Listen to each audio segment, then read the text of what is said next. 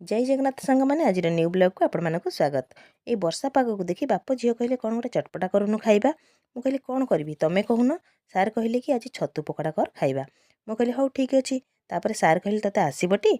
मु कहली देखा ट्राए करवा सब जिन तो समस्ते शिखी न था धीरे धीरे जानती मुझे चेष्टा करी। तापर सार कहले तू जहाँ करुचु कर किंतु पकड़ाटा जल्दी कर। सांगे सांगे सार सौदा आनिबा समय रे गोटे छतु पैकेट नहीं आसिले। ताकू मु कटाकटी करी प्रथमे हलदी पानी रे धोईकी चिपुड़ी देली।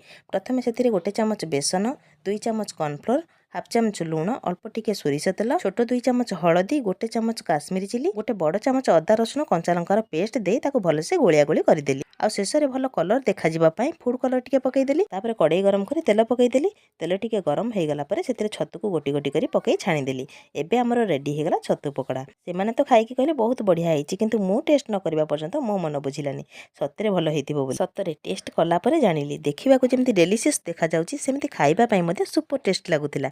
वीडियो भल लागिले सब्सक्राइब निश्चिंत करिवे। पुणी देखाबो नेक्स्ट वर्ष रे। रहिल नमस्कार। जय जगन्नाथ।